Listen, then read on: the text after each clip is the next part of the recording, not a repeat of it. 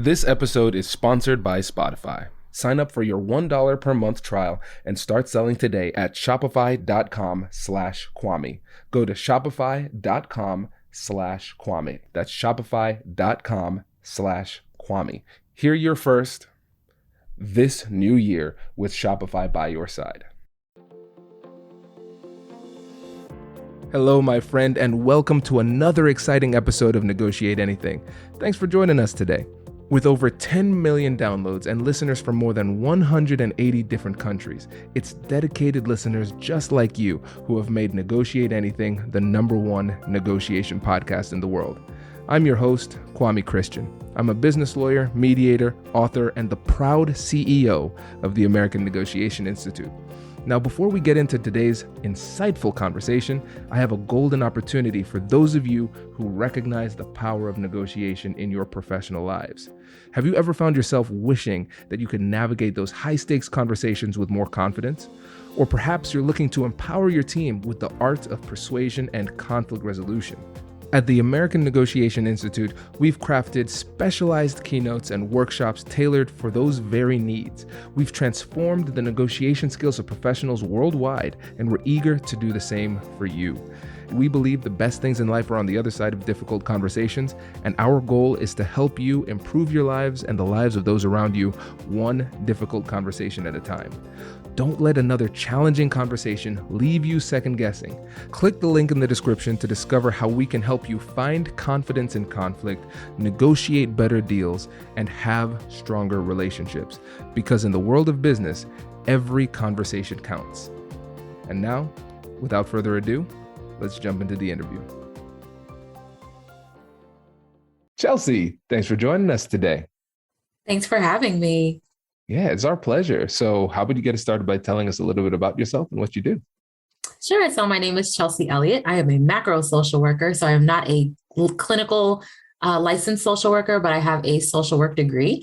And I created resources and tools for adults and children to increase their emotional intelligence. So understanding their self-awareness, their self-regulation and self-management skills, how to identify emotions in other people and manage the relationships that they have, which, leads to better decision-making. So that is my focus in life and everything that I do. This is great. And listen, my humble friend, please shout out your books. Oh, okay. So my first book is called Natalie, the Monster Slayer, and it focuses on the emotions around fear. And it's about my daughter, Natalie, getting through a situation that's really scary. It's really hard hearing noises in the house. And she's going through 14 different emotions, talking about how it physically feels to feel those emotions and working through her fear to find bravery within that fear. And so she teaches kids different mantras like, I can do it, I can do it, I am brave and strong, to get through that fear to find bravery. And then my second book is about anger and losing. So it's called Natalie's Not So Fun Playdate, because if you have any kids, you know that when they lose a game to their friend, they're not very happy about it. So that one's about her losing her favorite game, tic-tac-toe, and just finding different ways to manage how she's feeling and manage that anger that she feels. So it has a lot of very interactive self-regulation strategies. There are 13 emotions in that book, and it talks about how she physically feels so that kids can identify what those feelings look like and feel like in themselves. Oh, this is great. Yes, everybody. So there will be links in the description for Chelsea's business and those books. So make sure to check that out. And lastly, also, you're doing a fundraiser. Tell us about that one. Yeah, so my company, SOMOCOM Lab, which stands for Social Emotional Communication Lab, created the EQ Kids Crew. And it's a card game that, again, teaches kids about their emotions, different activities and fun ways for them to learn and really have a deeper understanding of them, and some self-regulation strategies along with that. So I created comfort kits that include a journal and a special bag for kids. And so after hearing about the Buffalo shooting, and then like 10 days later, there was the Uvalde school shooting. I wanted to do something special for those kids because I know that the trauma that they have experienced is going to stick with them for a long time. And we've had a lot of mass shootings since those. And when we turn the TV off and the news is off, we can kind of decompress and get it out of our system. But those families are still living with that. And so I want to give them the comfort kits to help identify what those feelings look like, because a lot of those kids aren't going to have the words for the grief and the fear that they feel, and different strategies that they can use to comfort themselves and work through what they're feeling. So that's what I'm doing. I'm going to donate 600 of those comfort kits, 500 to Uvalde and 100 to Buffalo. This is great. Well, kudos. This is really important work. And listeners, you will probably not be surprised that in this episode, we're focusing on emotional intelligence. And of course, specifically emotional intelligence as it relates to regulating your own emotions, working to manage the emotions of other people, and having difficult conversations. So let's just start off with an operational definition here. When you think about emotional intelligence and all that entails, what does that mean to you? There are two sections to emotional intelligence. So the I and the we. So understanding yourself as a full person and the emotions that you feel, recognizing them, what they look like, what they feel like, what they sound like, understanding yourself, being able to identify them, and then being able to manage them. So when you get upset, what's the very first thing you do? If you are afraid in a negotiating situation, what is a way that you help to calm yourself down or help to encourage yourself to keep going? And then the we is focused on other people. So being able to read the room in a sense, understanding what other people are feeling, what's appropriate at that time, managing the relationship that you have with that person, between that person, whether it's somebody that you're just meeting for the first time or somebody that you've known forever, but managing that relationship between you two and making sure that it's a successful relationship every time you interact. So that's the basis of emotional intelligence. This is great. Okay. And now what happens if we don't improve our emotional intelligence? Your whole life will fall apart. EQ, the saying is EQ is way more important than IQ. And I can think of a lot of different situations where that's true. One that I think a lot of people can relate to, and I actually have experience with myself. If you think of Jim and Dwight from The Office, have you watched The Office before? Oh, of course. Yeah. Okay. That is my show. I'm to the point where I'm like analyzing their sales strategies now because I've just been watching it for decades. So when you see Jim, he's really friendly. He loves people. He's a great connector, really great relationship builder, but he's not, the best salesman. And that's fine. When you think of Dwight, he is really good at what he does, but he is horrible with connecting to people and relationships. So who gets the promotions every time? Spoiler alert, it's Jim, because he's great with relationship building because he has that EQ. Dwight has more of an IQ in that area. So it is possible to develop your emotional intelligence skills. A lot of people think that it's not. You're not born with perfect emotional intelligence. So you can build and develop these skills so that you have more successful relationships with people in your life and in your job and in your business and, anywhere. Yeah, this is great. And I especially love that you brought in an Office reference. Just perfect. Perfect. I love that. And now let's go deeper into this, because I know there are a lot of people out there who are, let's say, lawyers, people who are maybe engineers or people in procurement. So people who are dealing with very technical things, very financially like challenging types of negotiations. And a lot of times they would say things like, I am not good with the emotional side. So how do I negotiate without emotion? And I say, well, you can start by like not having a brain, because that's where emotions come from. It's kind of psychologically not possible. And then with other people too, you can't avoid their emotions. You have to wrestle with it. But again, a lot of times people say, I'm not an emotional type of person. And they feel like they need to be an emotional person in order to improve their emotional intelligence. So I really want to go deeper into some of these myths that hold us back when it comes to improving our emotional intelligence, because I think there are a lot of self-limiting beliefs, especially in the technical world, especially in the negotiation world, that actually can be very detrimental when it comes to our development. Yeah, the one thing that I love about emotional intelligence is that it looks different for everybody. So you could see someone who cries in front of people constantly, well, not constantly, but cries in front of people, is comfortable crying in front of people, or, loves to just be loud and big and boisterous in front of other people. And then there are those who are just really quiet and really meek, and they both can have a very high emotional intelligence. It's more about understanding yourself and understanding those emotions and how you manage them. So you don't have to be an emotional and vulnerable person all the time to have emotional intelligence. It's just having that understanding and that awareness and the skills to be able to identify. So I know a lot of IT people who are very like matter of fact and right to the point. And, you call for technical support and they're like, well, did you do this? Did you do that? A lot of times the person that they're working with is stressed. And if they can provide a little bit of reassurance in that situation, boom, you got them. You've made them comfortable. They are more open and prone to doing what you ask them to do. The negotiation goes better because you've connected on a level that it didn't take you anything outside of who you normally are to say, okay, I'm here to help. I'm sorry that this is bothering you. This is a big issue, isn't it? Validating those feelings that they're feeling, putting yourself in their shoes to understand how frustrated they could be. Whatever industry it is, just connecting with people on that level, just a quick validation can help for, in that whole situation. It can change the whole dynamic. Hello, my friends. Before we get back to today's episode, I want to ask you a question. Have you ever wondered how to elevate your team's negotiation game and how you can help the folks on your team have better, difficult conversations? At the American Negotiation Institute, we offer transformative keynotes and workshops tailored to empower professionals with top-tier negotiation and conflict resolution skills.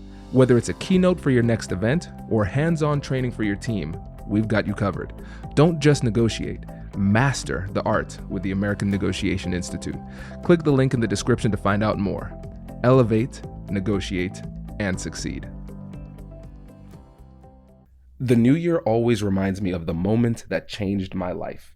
Growing up as a first-generation Caribbean American in small-town Ohio, I learned early what it felt like to be left out. That fear of rejection pushed me to become a people pleaser, someone who avoided conflict and said yes when I should have said no. But everything shifted when I discovered negotiation, because I realized that confidence isn't something you're born with. It's a skill that you build. And that belief is what eventually led me to start the American Negotiation Institute. And here's why I'm telling you this. A lot of people are walking into the new year with an idea that they've been sitting on for a while, something they know they could build but haven't acted on yet. The new year isn't magic. It just gives you permission to start. If that's you, 2026 is a great year to stop overthinking and start building. And the smartest move early on is removing friction. That's why I recommend starting with Shopify. Shopify gives you everything you need to sell online and in person. Millions of entrepreneurs have already made the leap, from first-time founders to global brands. You get hundreds of clean, customizable templates to match your brand. Shopify's built-in AI tools help you to write product descriptions, headlines, and even edit product photos, so you're not stuck staring at a blank screen. Marketing is built in too. You can create an email and social campaigns that reach customers wherever they scroll. And as you grow, Shopify grows with you. More orders, new markets, all managed from one dashboard. If confidence is a skill you build, execution is too. And having the right platform makes that a lot easier. In 2026, stop waiting and start selling with Shopify. Sign up for your $1 per month trial and start selling today at shopify.com/Kwame. Go to shopify.com/Kwame. That's shopify.com/Kwame. Hear your first this new year with Shopify by your side. Oh, this is good. Okay, feel free to say no to this, but do you want to do a little role play here? Let's just roll through that like IT support type of situation. Let's try it. Well, yeah, let's do that we can give an example of what an emotionally intelligent way to handle the situation is. Because like you said, we have the problem, and then we have the problem. Mm-hmm. Because we have the issue that created the emotional distress, and then we have the Yes. emotional distress. And what a lot of people want to do is they want to go straight to solving the problem. Hey, that's what caused your emotional distress. Getting rid Yes. of that will alleviate your emotional distress to a certain extent. But if you don't work through that emotional distress, then you often don't put yourself in a position to actually work through the problem, because you have to wrestle with those emotions and manage those emotions effectively to get to that higher level dialogue that people are wanting to get to. So let's, and just disclaimer, I'm not the most tech savvy person. So we're going to have to kind of dumb down this interaction. That's okay. I was thinking the same thing. Yeah. So, this would be great. This would be great. So you are tech support in the company. I am a frustrated lawyer, which should not be difficult for me to play as a frustrated lawyer. And so you're going to walk me through it. Listen, Chelsea, this computer's broken again. I need you to come fix it. I need you to fix it now. Okay. Can you tell me what the problem is? It doesn't work. It doesn't work. I've been practicing law for 40 years, and now we have all of this complex technology. And all I want to do is log in, get my legal research. Since apparently libraries don't work anymore, we got rid of all the books, and now I have to find all of this case law in the system, and then the system doesn't work. So I can't log in. I can't get my precedent. I have this brief that's due, and I just can't get this thing to work. So what's the problem? It doesn't work. That's the problem. Wow, that sounds really frustrating. Let me see what I can do to help you. And if we need any additional support, I'll make sure my team is on standby. Yeah, I mean, let's go, because I really need to move fast on this. Yeah, I hear you. I completely understand. Okay, now let's pause real quick. Because right now, one of the things that you did really, really well before we continue, and I know I'm going to run out of tech jargon. We can end it here because I have some things to talk about it with this too. Good. So one of the things you did really well was you identified the emotions, right? It sounds really frustrating, right? And so that was really important, because in psychology, we know we have to name it to tame it. Identifying the emotions helps to calm down the activated amygdala, right? And then you did not get rushed, because I was trying to rush you, and you kept your pace. And I think this is really important. And that's why I wanted to stop very soon, because a lot of times when people feel like they're getting steamrolled in a conversation, what's really happening is that somebody is moving exceptionally fast because of whatever emotional distress they're under. It might be stress, it might be pressure, it might be anger or something like that. And so they're moving really fast. And then what often happens is that we feel obligated to move just as fast, and then we start to make mistakes.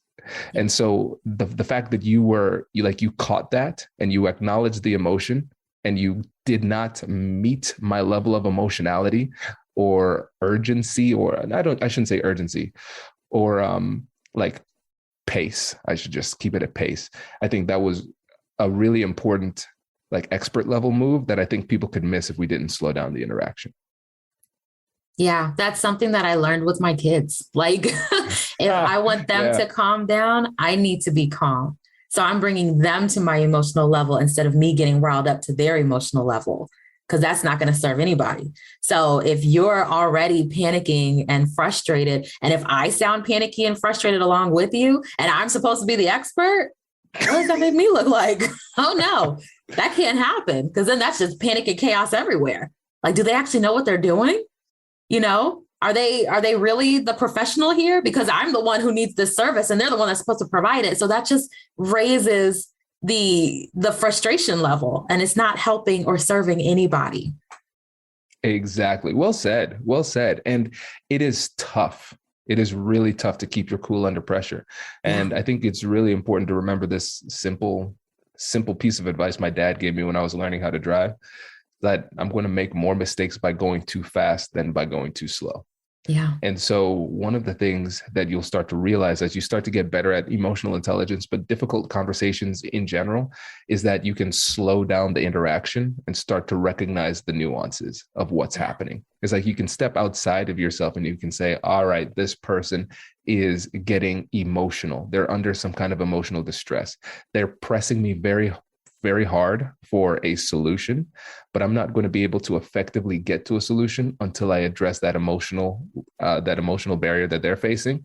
And our goal should be to always lower the emotional temperature of the room, and slowing things down and acknowledging but the emotion that you see and labeling the emotion that you see is one of the simplest, most powerful ways to do that. Yeah. So using the I side of EQ, saying, I'm going to keep my cool in this situation. And then using the we, I understand that they're frustrated and it has nothing to do with me. I'm here to provide a solution that's going to solve their problem. But I also need to respect that they're in this emotional state right now. So taking yourself out of their feelings is going to serve you much better than you being at their emotional level in that moment. Yeah. Oh, this is good. Now I want to focus in on a term, like a term that you used here. You said you want to respect their emotions. What do you mean by that? Everyone has the right to feel however they feel. My mom always said perception is reality. And I thought that she was crazy. But the older I get, the more I live and interact with other people, the more I see that that's true. So if I perceive something in a way, and we're both looking at the same thing, you perceive it one way and I perceive it another way, both of our views, they're accurate with the world view that we have. They're accurate with what we believe in that emotional state. It's not always right, but I have to respect your view and you should respect mine. Yes. So being able to respect people's emotions helps to give you all that foundation that you need to have a healthier relationship. And again, I use the word relationship, not in a, we're going to be best friends forever kind of way, but that interaction that you have with each and every person is a relationship that you are building in one way or another. It could be a quick transaction at a gas station. It could be a contract, a long-term contract that you have with somebody, but that relationship is there for a period of time. And the way that you respond to other people is going to determine the nature of that relationship. So showing respect to other people's emotions, if somebody gets frustrated about something that you would normally be sad about, you have to respect that. Who are we to not respect that? You know what I mean? Mm-hmm. So we have to honor those things and either help them work through it, validate it, let them know, hey, I hear you and I'm here. Yeah. Oh, this is good. This is good because I like how you said the way that you respond to it is going to dictate whether or not the person feels respected by you. Right. And so we could always, I think everybody for the most part will say, oh, I respect the other person. If we were to just like pop into different conversations, do you respect that person? Of course I do. Well, okay. You might say that, but do your actions demonstrate that you do? Yes. And one of the best ways to do it is, like you said, respecting the emotions that the person is experiencing. And I think one of the things that we have to realize is that emotions don't play by our rules. Mm-hmm. So if we don't feel like the person should feel this way, that can come off as disrespect in the conversation if you don't acknowledge it, right? Acknowledge and validate it. Now, here's the thing, and this is one of those lines that it's difficult for people to toe or difficult for people to understand how to balance. And I'd like to get your thoughts on this. We can acknowledge and validate and respect somebody's emotional state while ultimately disagreeing with the person's position. And so how can you semantically, like how would you actually express this in a conversation where you are acknowledging and respecting the emotional state while still disagreeing with the underlying position that they're in? I don't want to use politics. I'm trying to think of an example and I'm like, I don't want to use a political example, but that's like the deepest, most challenging one that I can think of. What about Natalie? Okay, I can definitely use my kids. That's always. I mean, I was thinking about that earlier. Like everything that they go through is like the worst thing that they've ever been through. We're adults and we have bills to pay and houses to take care of and air conditioners to replace. And they're crying because you broke their cracker the wrong way. Literally, you broke their cracker the wrong way, or you didn't cut the crust off their sandwich. Okay. Oh my goodness. I still have to respect the fact that that is like heartbreaking for her. I have to respect the fact that she is upset because her cracker is not broken the right way when I have bills to pay. So that's a really good example. And I'm over here getting a little emotional myself, but that's a prime example of, I don't really agree with you because it's still the same piece of food, the same cracker that you have. It's just accidentally broken the wrong way, but you're mad about it. Okay, you're allowed to be mad about that. You can feel however you want. That's what I tell my kids every day. You can feel however you want, but you can't behave however you want. It doesn't give you the right to kick and scream or yell at somebody or throw things. You can be mad.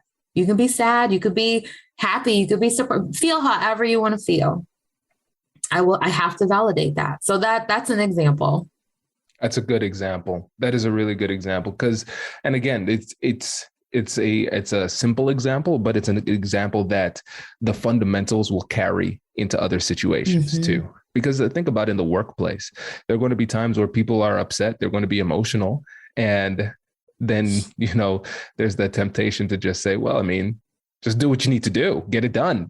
And then you wouldn't feel so bad. How about you focus on that? That's not a very compassionate way of handling it. And I think especially when you're in the business world, there's usually, or at least there should be, a very clear objective in mind. What are we here to accomplish?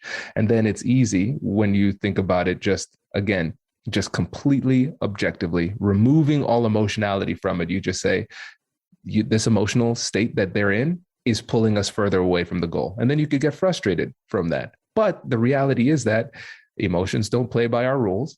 The emotions are there. You have to accept that.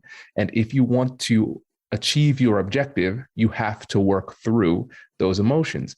And so whether we like it or not, no matter how technical our field is, no matter what your role is, emotion management and emotional intelligence are going to be critical to your success in that role, because wherever you are, you're going to be dealing with humans, and you yourself are a human. So you need to learn how to manage your own emotions and then work through the emotions of others.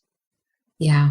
Yeah. As leaders, if you continue to invalidate and belittle employees because of their emotions and how they're feeling about certain things that are happening in the workplace, you will continue to create a toxic culture and people will leave. It will be a revolving door.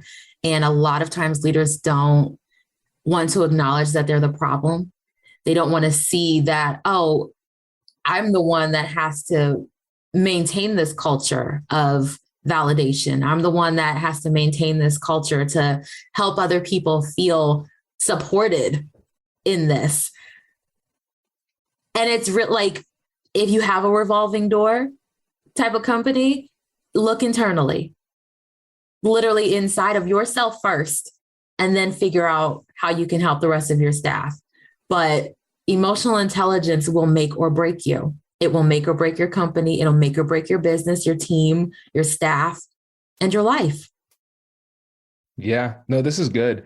And I think for me as a leader too, this is becoming a bit of a coaching session too, because I think the realization is that when you, again, going back to the fact that emotions don't play by our rules, there's often going to be an emotional explanation for the behaviors that we're going to see.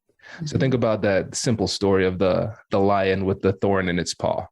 Now, the problem with that story is that lions generally are kind of vicious, but be that as it may, if somebody is acting in a way that is, undesirable, it might be due to some emotional distress that they're in. And addressing that emotional distress is often a good way to first address the behavior, because people might feel justified in their behavior because of their emotionality. That doesn't mean they're right. Yeah. That just means that they feel justified. Yeah. And that's going to be a barrier if you want to change their behavior too.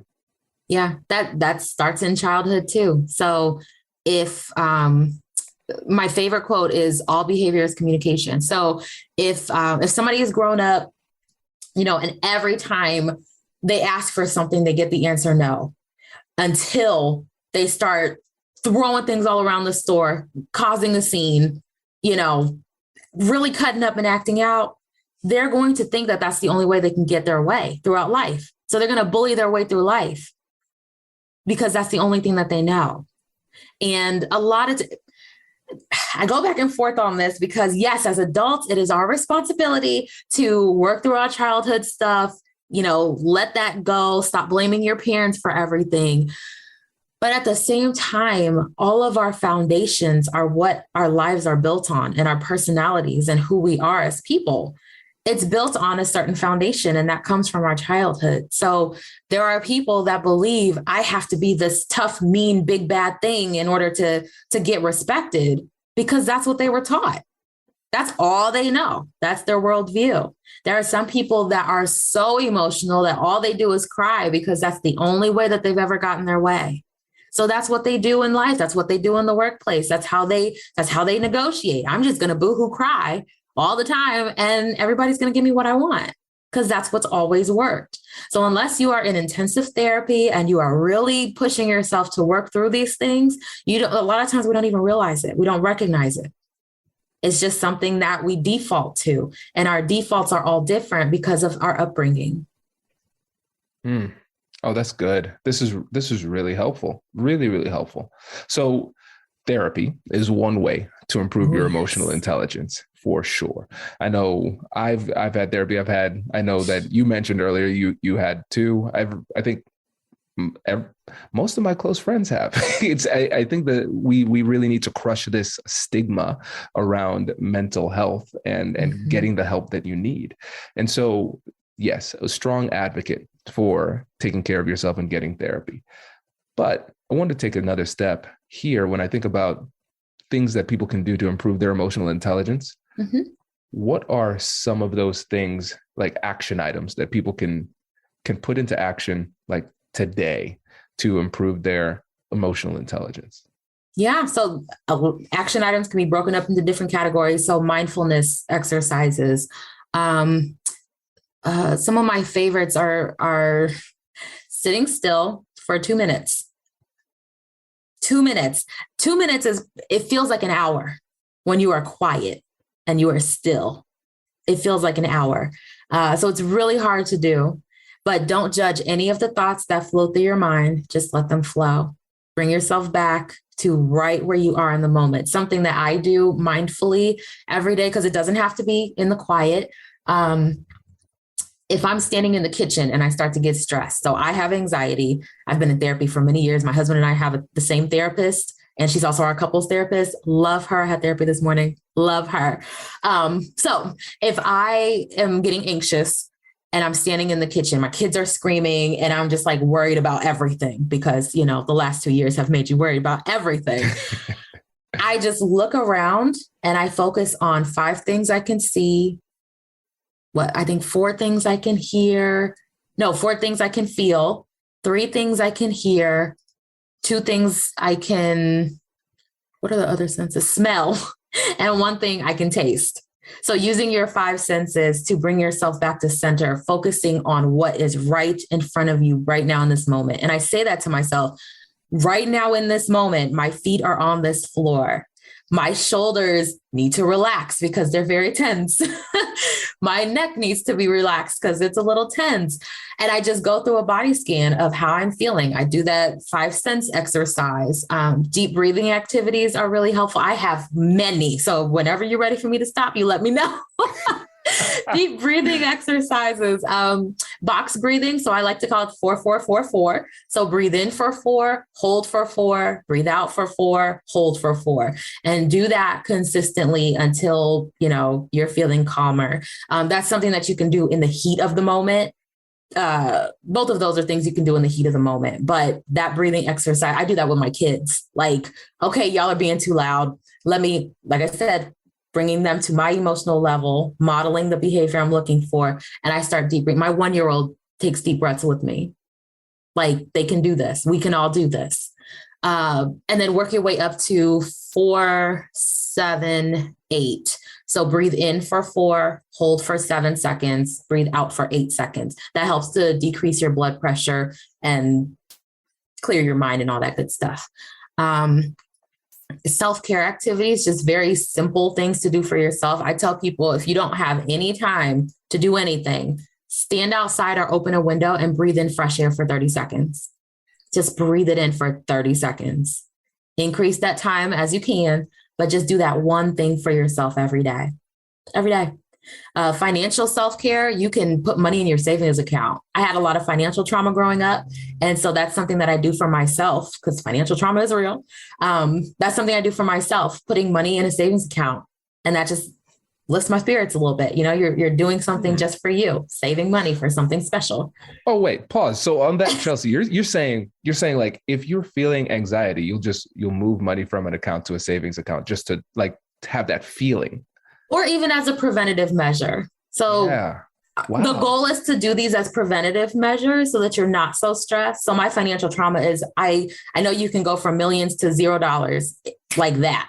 That's what I learned growing up. It's not how it happened, but that's how I saw it as a kid that was not being talked to about things that were happening. I just knew something was wrong. And you can go from having everything to having absolutely nothing in the blink of an eye. So I have had to work very hard to get out of that. Moving money into a savings account. We have multiple savings accounts now, but that helps me to like know that we're okay. If we're limited right here, we're still good right here. So that's a part of my financial self-care plan. Spiritual self-care, do a Bible devotion, you know, get the Bible app has a Bible verse of the day. And that's something that you can do for yourself. I love reading the devotions that they have on there or having my own. Journaling exercises are really great. I actually created a gratitude and self-care journal gratitude and affirmations journal, because that saved me from the trigger warning, the suicidal thoughts that I was having since I was a child. So that saved me from all of that. And so I created it as a journal for people for Christmas one year. And everybody was like, you need to sell this. Like, you have to sell this. So it has affirmations in it. You can write your own, write down 5 things that you're grateful for in a day. 5 things. I learned that from Oprah. Write down 5 things you're grateful for. And it shifts your mindset in a second. It is the most amazing thing that you can do for yourself. You start to seek out those positive things, and then those things start to seek you out, because what you think is what your life is. Your mindset changes your world. It can shift things in an instant for you. The things that if you have negative thoughts all day, you're going to have a negative day. If you have positive thoughts, you're going to have a positive day. And instead of looking at it as, man, this one moment destroyed my whole day. No, this moment sucked right here, right now, but my day was great. And here are 5 things that made it great. I have 5 fingers on this one hand. Sometimes it was that deep. Like, okay, I got on my toes. I'm good. Yeah. But you don't have to let things ruin you. So like I said, I got these for days. I've created a bunch of resources and a lot of different ways to help people, because I needed that help as a child, as a teenager, as a young adult. And now that I'm grown and understand the world better, and I have these tools and resources, I am here to share them with anybody who wants them. This is incredible. And I think, Chelsea, thinking about, for me, today was a stressful day for me. And I'm thinking back over my day. I said, okay, it was thunderstorming, so I didn't sleep well. And I have insomnia, so typically I don't sleep well. So I slept in, and Whitney woke me up. And I can count on one hand how many times Whitney's woken me up in our 12 years of marriage. I'm always up and ready to go, like 5 a.m. Let's go. And so Whitney woke me up, and I was in like a hustle to get Kai to the dentist in the morning, so I didn't get to meditate. And then I also have my gratitude journal on my phone, and I haven't added anything to the gratitude journal. It's just been go, go, go, go, go. And as you were talking, I realized, wow, you didn't take the time to do those little self-care things that you always do that help you to feel better. And so that colors all of the interactions that I have and makes me feel a lot more triggered when something bad happens, which makes it more difficult for me to demonstrate emotional intelligence for myself and for others. And it starts off because Kwame couldn't sleep and didn't meditate. And now he's not emotionally intelligent anymore. So this is really good. You ruined all your progress. No, it's not that simple. But what you just said, you had a really stressful day. So you had stressful moments in your day. Reframe that. You had some stressful moments in your day. That's really good. The day's not over. Really good. And we're having a great conversation now. So reframe that. Yes, yes. No, this is awesome. This is really, really helpful. And I love that you've made it practical because a lot of Mhm. times when when we talk about mental health, we talk about emotional intelligence. I think sometimes it gets a little bit nebulous. It can feel a little bit Yes. woo woo. It's like, okay, cool. I need to be an emotionally smarter, whatever that means, but I don't know what to do. And so Yeah. you've done a really good Yeah. job of operationalizing this so the listeners can improve, actually improve, so they can improve their outcomes in their conversations and improve their relationships and connections with others. And I think that a lot of people are saying, wow, I wonder if Chelsea wrote any books or if she has a company. Could you help them with that, Chelsea? I sure can. Yeah, so my company, SomoCom Lab, has workshops and different resources, and I'm creating, oh God, probably 4 new card decks because everything that I do is about being practical and having conversations in person. So I don't do digital resources very often. I do digital workshops, but all of the tools that I've created are for in-person, one-on-one or one-on however many connection, so that you can really get the emotional connection that you need in that interaction. So I have the card game for kids, and Karen Hunter loves my card game. She thinks that I should make one for adults. So I'm working on that right now. I have encouragement cards that are with the designer right now. So I have a lot of different tools and resources that are created and in development so that I can get people what they need. But you can also follow me on TikTok and on Instagram because I'm posting more practical ways to support yourself and support your kids and really just improve communication all around. That's my goal, building up resilience, confidence, and communication skills. Love it. Chelsea, thanks so much for joining us. Really appreciate it. Absolutely. Thank you for having me. This was fantastic. Congratulations! You've just joined an elite club. By listening to a full episode, you're now officially on the Negotiate Anything team. So welcome aboard. What most team members do is they subscribe to the podcast because that allows them to automatically get the latest episodes of the show. The best things in life lie on the other side of difficult conversations. Keep learning, keep practicing, and keep getting better.